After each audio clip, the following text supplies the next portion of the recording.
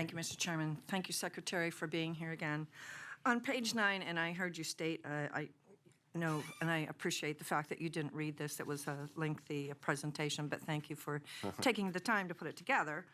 Under your regional greenhouse gas initiative, you state clean energy jobs now account for 1 out of 3 energy jobs in Pennsylvania and employs more than twice the number of workers as Pennsylvania's entire fossil fuel industry.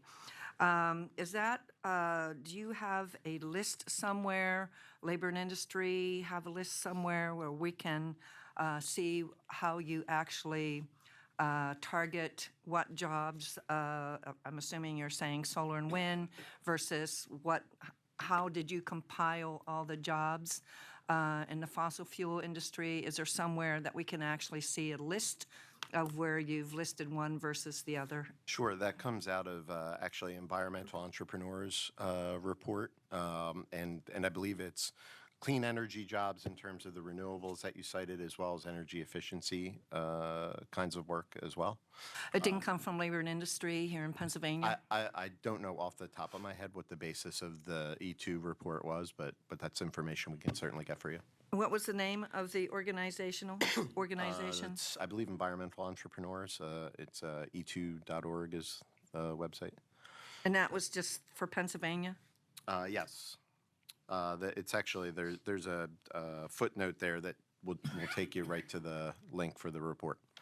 And do they actually list in the report specific jobs in solar and wind versus specific jobs in fossil fuel? I know they list the types of jobs. I'm not sure if it's exactly the exhaustive list you're talking about in terms of how they pull it out in terms of... That's what I would like to see is the exhaustive list, since you're stating 1 out of 3. All right, thank you. Thank you.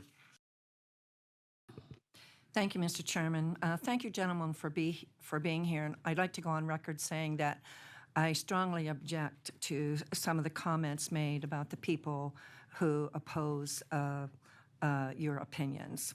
That being said, gentlemen, you are all here advocating for solar, wind, electric cars.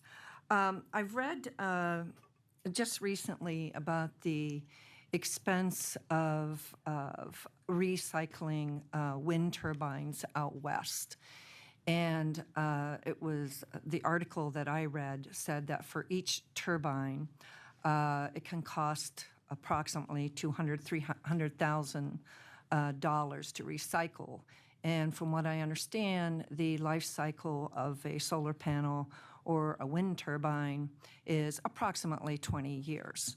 So in all of your planning for wind and solar energy, and knowing that not only do we have problem with pollutants in the air, but we also are struggling here in Pennsylvania with some landfill issues. So since you're really big into this clean energy, what are your plans for the state in recycling any wind turbines when the blades, which are also, covered in resin, which is also an oil product, and the turbines themselves contain oil.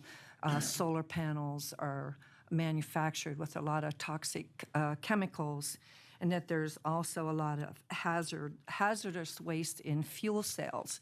So I'm wondering what your organizations are doing looking down the road in the recycling issue of wind, solar, and hazardous fuel cells. Yeah, I can take a first opportunity to answer that. Thank you very much for the question. Yeah, it is very important addressing recycling. We don't see a huge recycling industry around solar and wind right now, primarily because just there aren't a lot of them retiring, especially when we come to solar. They will talk about a life cycle being 20, 30 years for solar panels, but that life cycle, it's an engineering life cycle. It's defined when their output reduces by a certain percentage. It doesn't mean that they stop generating after 20 or 30 years. So what we're seeing is just not a lot of them are coming out. For a lot of these, the solar panels, for example, well over 90% of the products are recycled. We're seeing companies, Community Energy, a Pennsylvania company, has a project in southeast Pennsylvania where, as part of their project to install the system, they've bonded the removal. So they've already taken care, they've already worked the removal and the disposal into their pricing. And we expect to see more of that. Just like any other company expects when they pull out their system, they're going to have to pay for the proper disposal of the waste. What I pointed out in my testimony is the fossil fuel industry is one where they don't pay for the proper disposal of their waste. They get to just open the window and dump it. Thank you for your attempt to answer that.